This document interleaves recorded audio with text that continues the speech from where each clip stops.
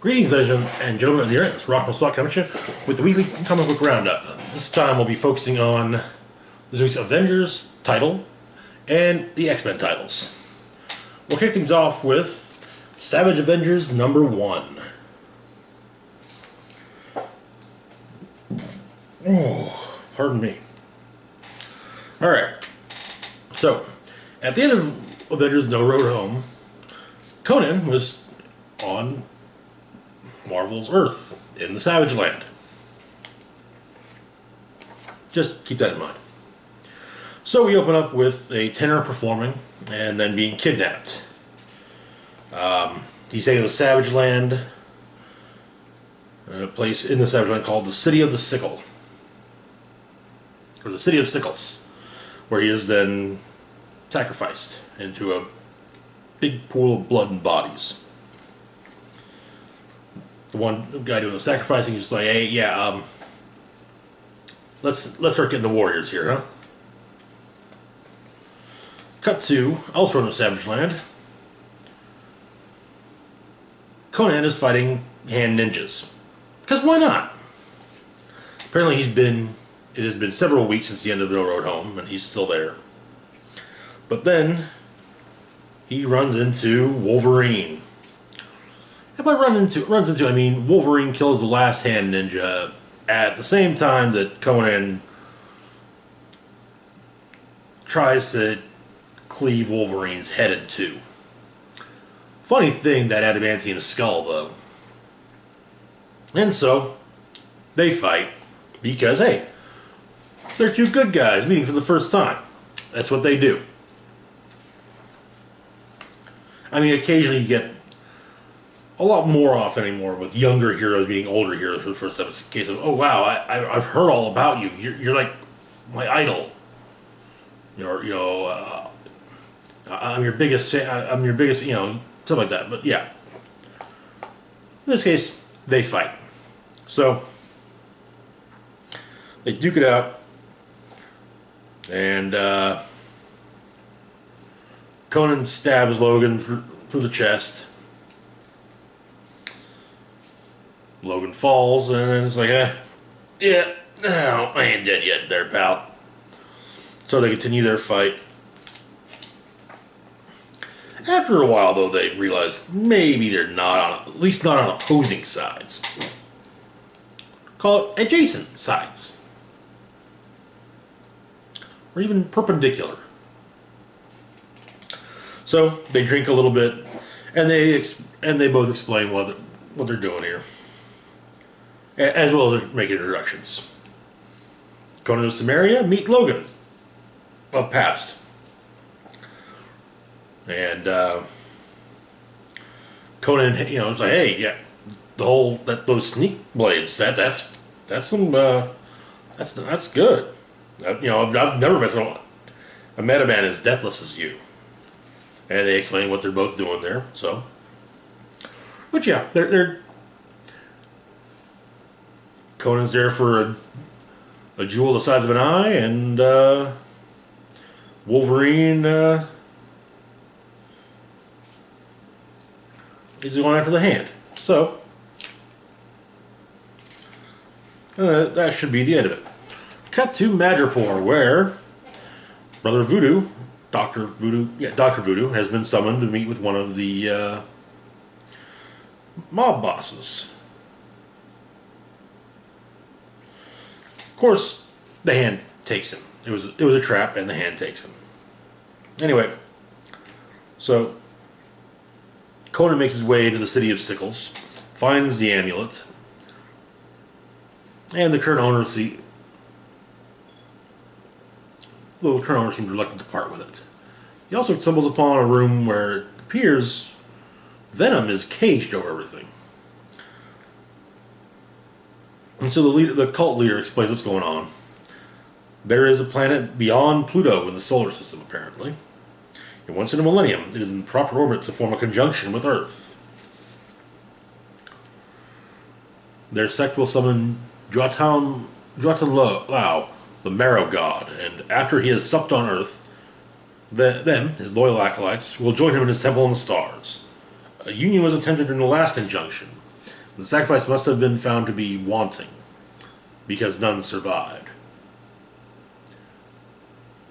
However, this time with the help of other magic sects, they will have the bowl well filled.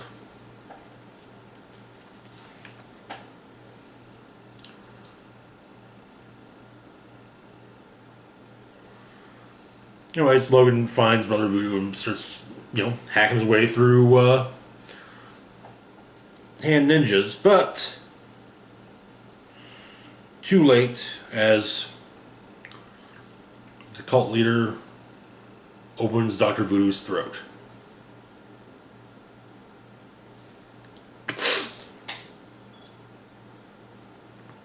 Meanwhile, the hand brings in 3 caskets. They explain that the casket to the cult leader that these caskets are bait for a warrior who has shed more blood than almost any other man. Cut to New York. At the grave of Maria Elizabeth Castle, which is empty, as her widower, Frank Castle, the Punisher, discovers.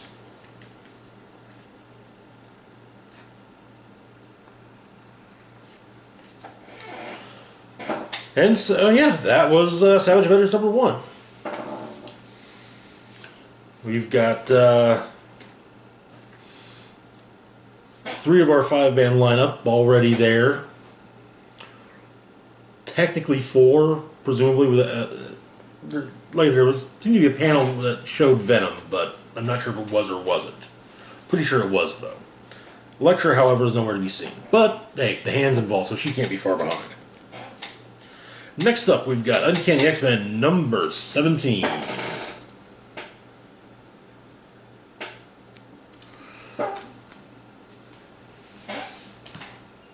Alright, so where we left off. The X-Men had thwarted Joseph, who was then promptly killed by Quanon, and had accepted into their ranks Juggernaut. Because Juggernaut.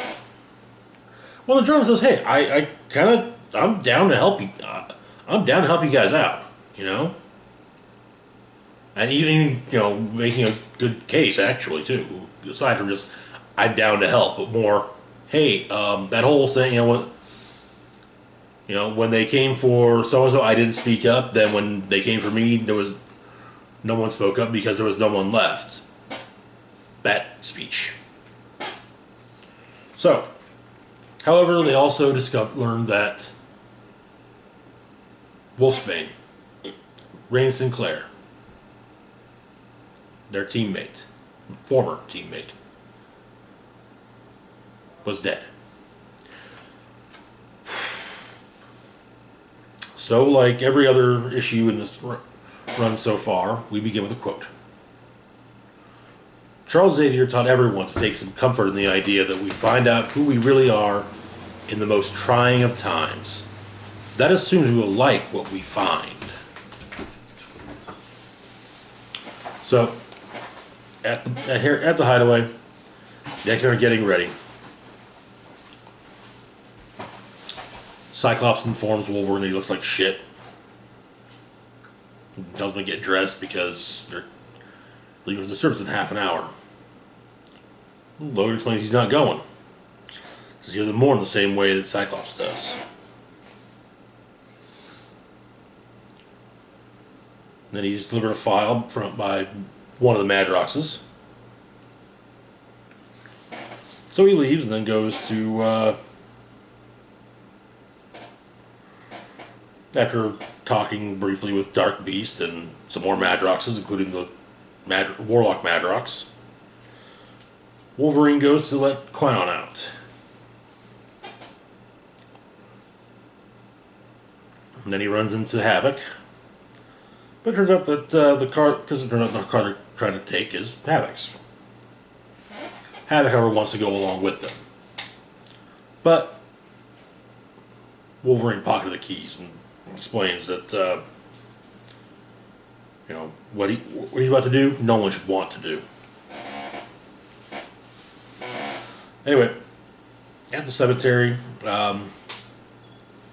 So actually, does a really good speech. I'll, I'll read at least the first part of it, because it gets to a point where he's just listing names. I think I'm supposed to thank you all for coming, but I know we don't have anywhere else to go. Anyone who wants to speak, please do. No matter how many of these I do, they never get easier. I wish we ever had reasons to all see each other other than death. That's not our world. I'm here to say goodbye to my friend, my sister, and my teammate. She was.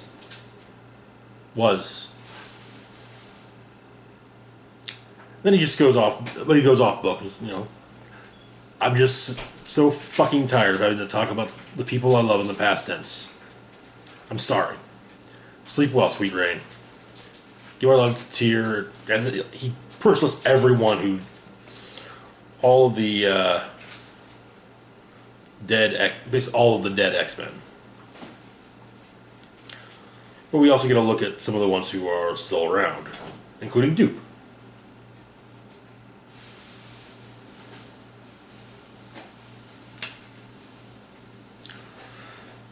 Meanwhile, while he's listing names, Wolverine and Quenon have showed up at the house. A bunch of guys playing a video game. And Quenon explains that of the 5 presidents, one of them was not involved. Logan tells him that, to run. Magic also says a piece about how, Rain didn't have a family and they took her in. And also, Madrox says a piece, kind of similar. In a world that teaches only hate, she learned love. In a world full of fear, she found hope. Yeah. Moonstar says her piece. And Quenon hits Wolverine asks to be shown what happened. So Quenon hits him with her psychic blade. And apparently the 4 guys, one of the guys was trying to pick up Rain while she was just chilling, but though he was being very persistent, and when he wouldn't leave her, and when him and his friends wouldn't leave him alone, she wolfed out a little bit, and even cut the guy's face. And after seeing what happened,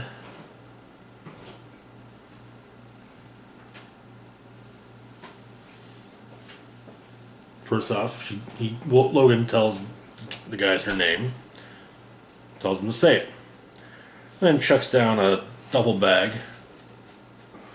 full of melee weapons, and he explains that he just has one request. He wants them to fight back. Then a bunch of ONE soldiers burst in.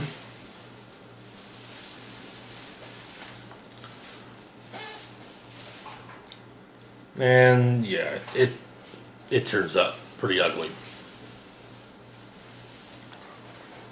Afterwards, Logan shows up back up at the bar, his suit riddled with bullet holes, and Cyclops tries to kick him off the team, but they have themselves a nice little knockdown fight.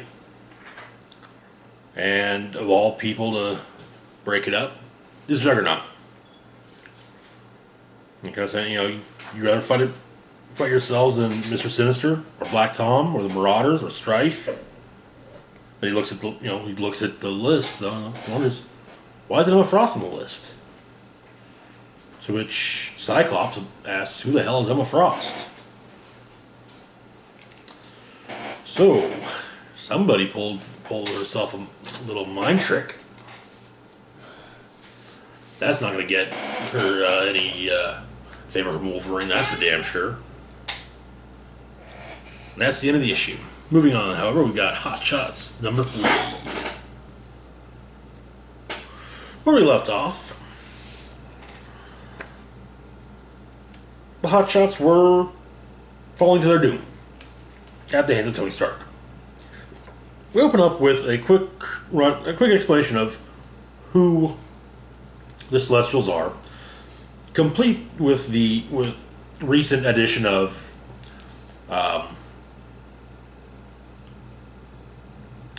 the fact apparently a Celestial died on Earth when the Earth was simply primordial sludge, and that spark and the spark of the Celestial dying began all life. It's also said that when those beings so choose, it will be their hand which ends all life on Earth. I think, which in all honesty seems like a nod to Earth X. So, like I said, the ships they're plummeting their doom. There's a hole in the jet. Diamondback's being sucked out. We get some background on her, who she is, what her deal is. She's good with explosives, like exceptionally good.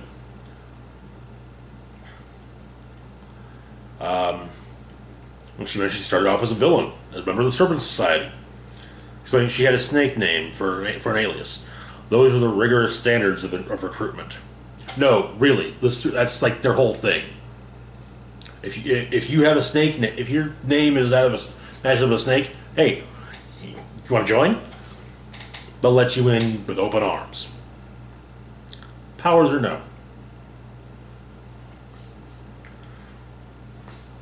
But they all thought she was a snob, which is something that everyone, that's a bit of a regular thing with her.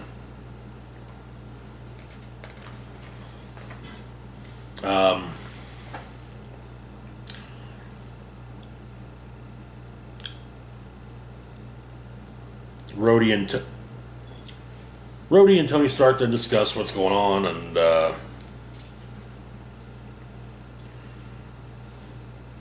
with Rhodey explaining further that Jet is barreling towards Buenos Aires.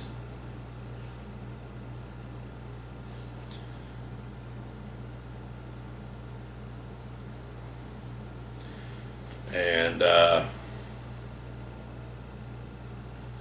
so Tony tells his drones to go, to push the plane at least away from from the city.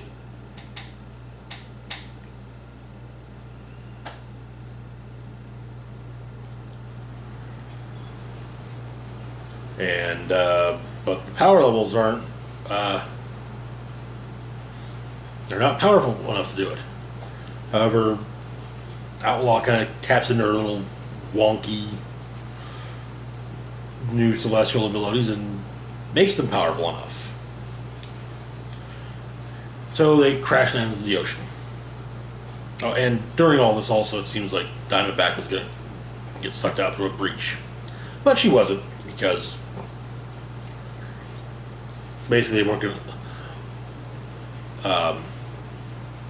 basically because Domino and Outlaw weren't going to let her. So Black Widow called up Tony and says, "Hey, look." They talk about the whole thing, and finally, and she said, "Hey, let us do this." With the fail-safe protocol being her word.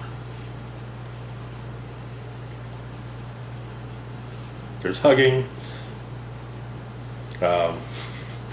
Deadpool kind of says, "We never hug like that in X-Force. Anyone want?" Though he's quickly cut off by Black Widow. And so, if apparently, however, if things pan out with this team of Dominoes, Tony starts thinking about underwriting them. He could use some Chaos Agents once in a while. Then,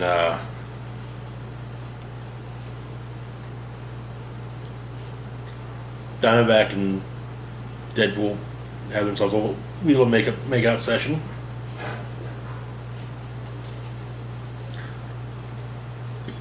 And they realize that that the ship be repaired fast enough for them to catch up to their to Mazarov, who has the full celestial thingy with him.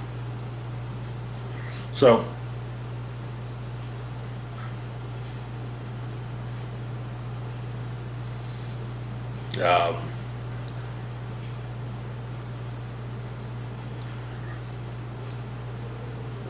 apparently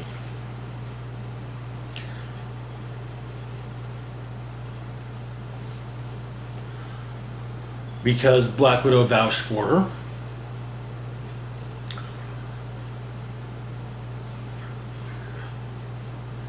Tony Stark is willing to help out. So they managed to at least get some transportation, and then promptly run into AIM bastardized Sentinels. So big fight with the Sentinels.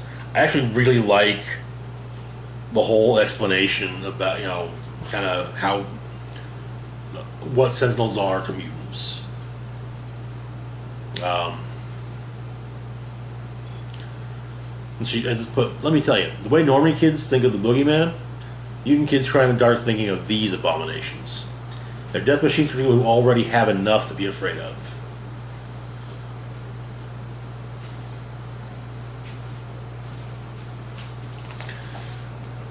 So they do what they can, and then once again, Outlaw Celestial's out and punches and just tears them all apart. But it turns out that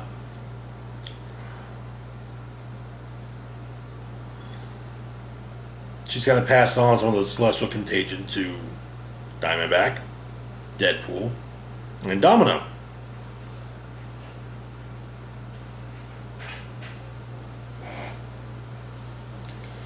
So yeah, that's going to be interesting.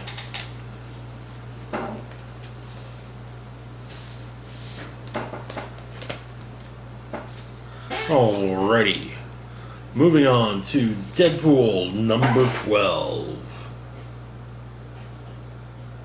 I gotta say, all the books that Marvel does twice monthly, I'm actually surprised that they are restraining themselves with doing Deadpool only once monthly.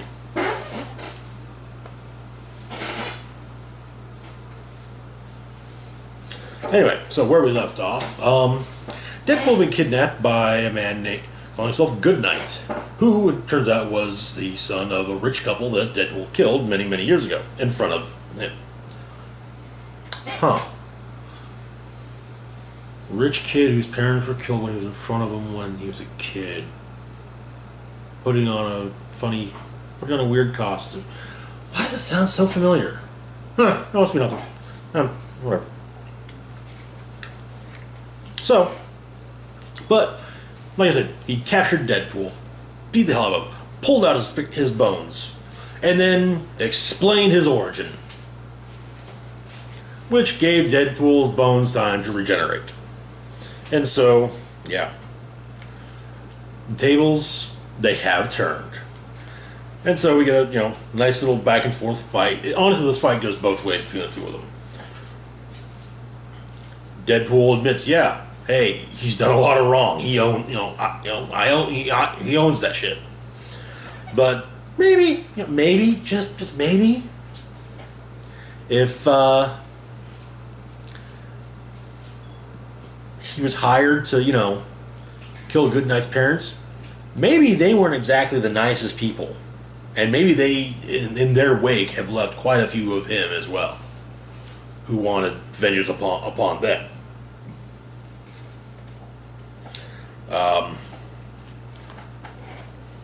But yeah, they duke it out a bit, and then various public messes are caused, including massive car accidents, and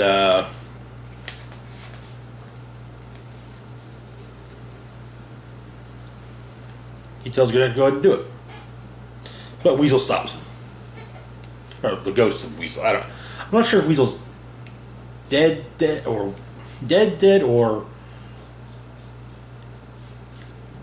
basically dead, but brought back to, I don't know,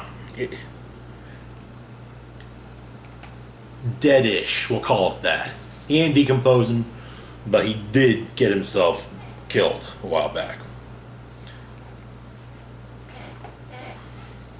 They talk a bit, and yeah, Weasel's gone from being Deadpool's best buddy to his worst enemy.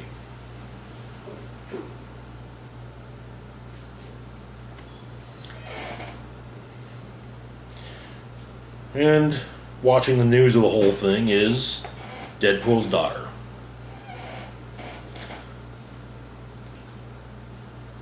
Who he no longer remembers.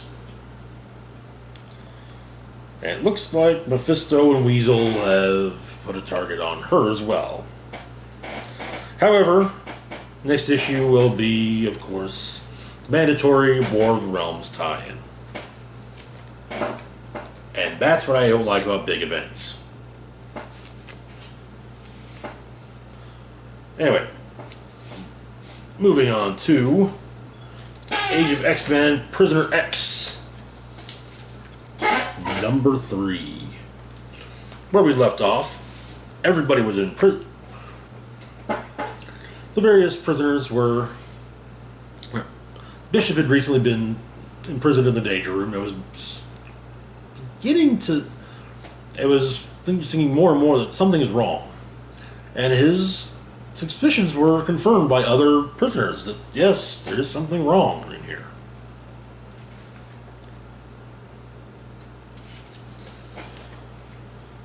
So we have to focus on Moonstar.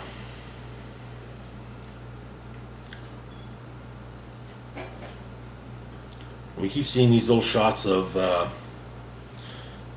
X-Man as she has her little monologue. Then it cuts to Honey Badger. We see some memories of her and X-23, but it's them from Age of X-Men outfits. But we also see some not Age of X-Men stuff. But yeah, she freaks out a little bit, pops her claws, and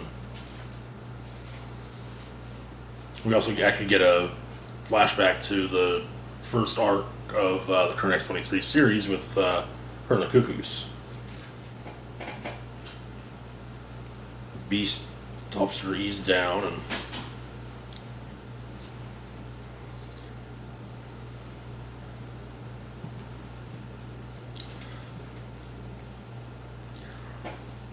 Beast has some flashes while he's watching, and him and Moonstar talk a bit. You know, kind of something's wrong, and he says there are pieces of her missing that doesn't make sense. And he kind of feels the same way, because he just can't think. Whenever he attempts to contemplate anything more complicated than his next meal, his mind gets so flooded with rage. Then we get to Polaris.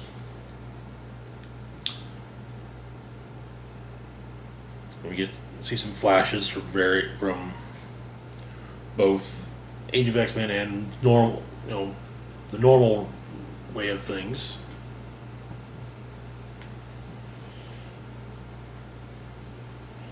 She explains that this world has no context, shouldn't exist. But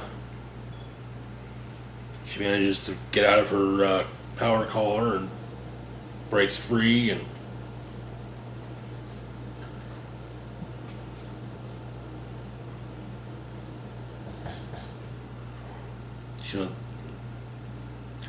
we keep on hearing things,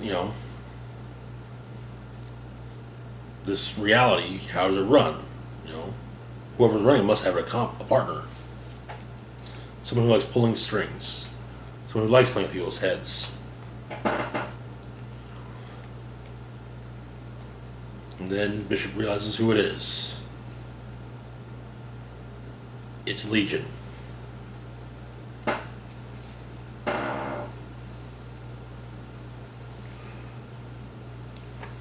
Apparently, the whole issue is being narrated by Bishop.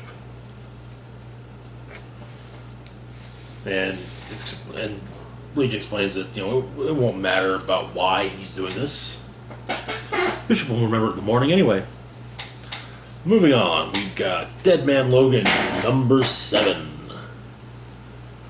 We're now most of the way through. So where we left off, Logan had returned to the Wastelands from Earth 616. And so, going towards a group of people, including a rather reptilian-looking one.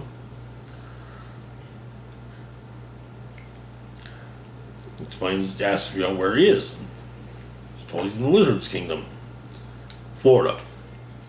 So he digs it out with him a bit, stirring a few limbs, and then takes their truck. Very nice Mad Max looking number. And one of them, explains who that was, and saying, the guys got off easy. It was Wolverine. Man's killed more people than cancer. And so he drives along, fights a bunch of would-be absorbing mans, passes through Nashville. We got a bunch of would-be Phantom Riders.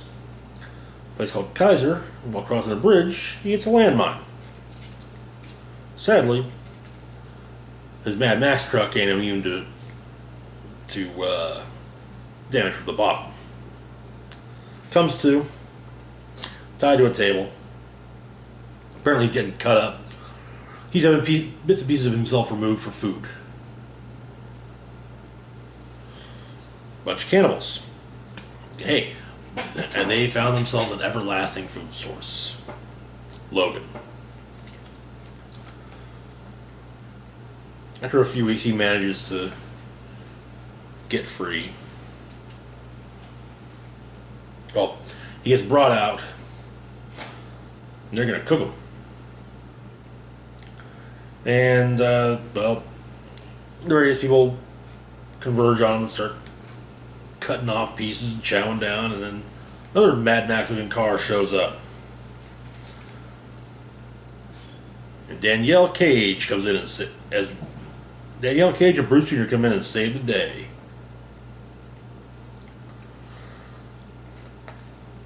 And she proceeds to smack Wolverine a little bit herself. And apparently he's been gone for 7 years.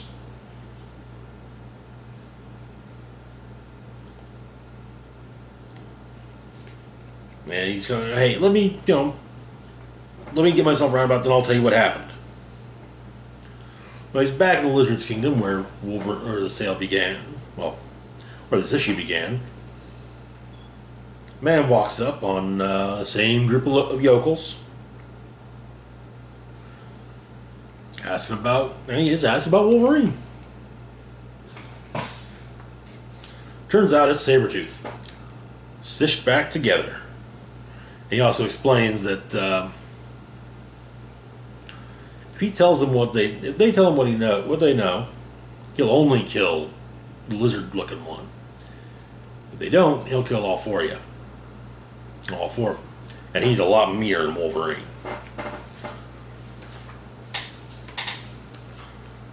And if you'll recall from Weapon X, it was explained that Old Man Logan hunted down and killed Sabretooth.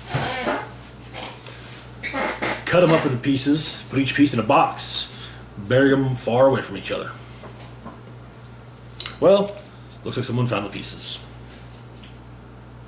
Right, moving on, we've got Major X, number 3. Oh boy, yeah. Where we left off, Cable and Major X were in Greymalkin, fighting Atlanteans, when the Atlanteans blew the place up. We open up in that Xavier School. McCoy and Wolverine training. And just, having fun with them. about, seeing each other. Then,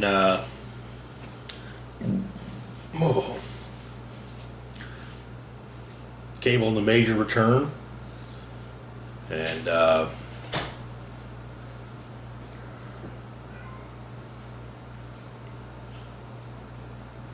got what they went to Grey Malkin for, but they only got 2 jumps. So they got to hit their marker. That's that. Meanwhile, Atlantis, the Atlanteans were talking about things and the fact that Grey Malkin was destroyed, and some the Atlantean force kind of failed in what they were sent there to do, but they're also kind of, hey, yeah, okay, we get it, we failed, we won't think. And so, back in the present, whatever, Cable and Major X talk a bit, and then Major and McCoy part ways. They end up in Cape Elizabeth, Maine, at a place called the Watchtower.